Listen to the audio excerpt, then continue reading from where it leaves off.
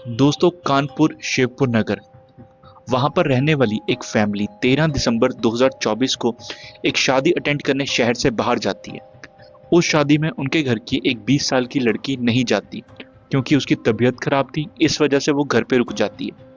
अगले दिन जैसे ही फैमिली घर वापस आती है और देखती है उनके घर का दरवाज़ा खुला हुआ है, तो फैमिली घर के अंदर दाखिल होती है। अपनी बेटी को नाम से पुकारते हैं लेकिन कोई जवाब नहीं आता। पूरे घर में देखते हैं, कहीं भी उनकी लड़की दिखाई नहीं देती। उसके बाद फैमिली वाले उस लड़की के कमरे में चले जाते हैं और वहां पर वो लड़की अपने बेड पर लेटी हुई थी। उसकी सांसें चलना बंद हो चुका था, यानी कि वो मर चुकी थी। लेकिन एक अजीब बात थी, उस लड़की के शरीर पर कोई भी कपड़ा नहीं था। लेकिन देखने में ऐसा नहीं लग रहा था कि उस लड़की के साथ कोई भी जबरदस्ती हुई हो। घर का बाकी सामान ठीक ठाक अपनी जगह पे था और ऐसा नहीं लग रहा था कि घर में कोई जबरदस्ती घुस आया हो। घर वाले पुलिस को बुलाते हैं। पुलिस मौके वारदात पे पहुंच जाती है और अपनी कार्रवाई को शुरू करती है। लेकिन पुलिस को कोई भी सुराग नहीं मिल रहा था, इसलिए वो फोरेंसिक टीम वालों को वहां पे बुला लेते हैं। फोरेंसिक टीम वाले घर की अच्छे तरीके से छानबीन करते हैं, तो वहीं पे उन्हें एक टैबलेट का पत्ता मिलता है। अब ये वही टैबलेट है जो लड़के अपनी सेक्सुअल पावर को इंक्रीज करने के लिए या अपने स्टेमिना को इंक्रीज करने के लिए लेते हैं। पुलिस को अब धीरे धीरे कहानी समझ आने लगती है और घर के बाहर ही उन्हें एक प्रोटेक्शन की डब्बी मिलती है।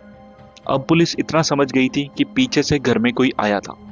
अब पुलिस उसकी छानबीन के लिए देखती है आसपास कोई सीसीटीवी कैमरा लगा है, जिसकी फुटेज की हेल्प से वो ढूंढ पाए कि अपराधी कौन है। लेकिन शिवपुर बहुत ही एक रूरल काइंड ऑफ एरिया था, जहां पे कोई सीसीटीवी होने की संभावना ना के बराबर थी। पुलिस के पास सिर्फ एक ही ऑप्शन बचता है। वो उस लड़की के कॉल डिटेल्स को चेक करने लगते हैं और वहीं पे उन्हें एक लीड मिलती है। दरअसल उस लड़की की किसी एक नंबर पे रेगुलर बहुत ही लंबे समय के लिए बात हो रही थी। पुलिस उस नंबर को ट्रेस करती है और पता लगाती है कि वो नंबर एक शोभित नाम के लड़के का है। पुलिस ढूंढती है और उन्हें वो लड़का मिल भी जाता है। पुलिस उसे उठा लेती है और उससे पूछताछ शुरू करती है। पहले तो वो इधर उधर की बातें कर रहा था कि ऐसे वैसे ये वो, मैं नहीं जानता, मुझे नहीं पता क्या हुआ। लेकिन जब पुलिस ने थोड़ा दबाव डाला, उसके बाद शोभित ने सारी सच्चाई पुलिस के सामने उगल दी। दोस्तों, वीडियो में आगे बढ़ने से पहले मैं आपको बताना चाहूंगा, अगर आप इस तरह की क्राइम स्टोरीज देखना पसंद करते हैं वीडियो को लाइक और सब्सक्राइब करें, ताकि मैं इस तरह का कंटेंट रेगुलर पोस्ट करता रहूं आपके लिए। चलिए अब वीडियो को रिज्यूम करते हैं। दरअसल वो लड़की और शोभित एक दूसरे के टच में फेसबुक से आए। उनकी बातचीत होनी शुरू हो गई और उसके बाद वो धीरे धीरे व्हाट्सएप और फोन पे पहुंच गई और वो दोनों बहुत ज्यादा क्लोज आ गए और एक रिलेशनशिप में आ गए। अब शोभित बार बार प्रेशराइज करता था उस लड़की को मिलने के लिए। अब उस लड़की को घर से बाहर निकलने की परमिशन नहीं थी, इसलिए वो शोभित से मिल नहीं पाती थी। तो फिर आता है वो 13 दिसंबर का दिन, जिस दिन उस लड़की के घर वाले एक शादी अटेंड करने के लिए शहर से बाहर जाते हैं।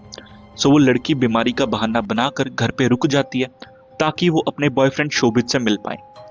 जैसे ही उस लड़की के माँ बाप घर से चले जाते हैं, वो लड़की फोन करके शोभित को बुला लेती है। अब शोभित ये चीज पहली बार कर रहा था, इसलिए वो अपने दोस्त से सलाह लेता है कि मैं एक लड़की के साथ ये सब करने उसके घर जा रहा हूँ, मुझे कोई टिप्स दे। तो शोभित का दोस्त शोभित को बताता है कि एक गोली आती है इस नाम की, जो परफॉर्मेंस एनहांस करने के लिए ली जाती है और तुम उसको ले सकता है। तो शोभित केमिस्ट के पास जाके वो गोली खरीद लेता है और एक प्रोटेक्शन की डब्बी भी खरीद लेता है। अब उसके बाद शोभित उस लड़की के घर पे चला जाता है रात को 8 बजे। शोभित और वो लड़की रात को 8 बजे से लेकर सुबह के 3 बजे तक इंटीमेट हो रहे थे और उस दौरान शोभित ने उस लड़की को कपड़े नहीं पहनने दिए।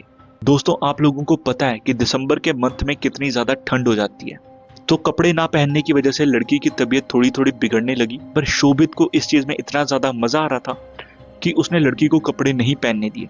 इसके बाद थोड़े टाइम के बाद जब लड़की की तबीयत बिगड़ने लगी, तो शोभित और उस लड़की ने घर में पड़ा हुआ हीटर चलाया और वहां पर आग सेकी, बट फिर भी उन्होंने कपड़े नहीं पहने।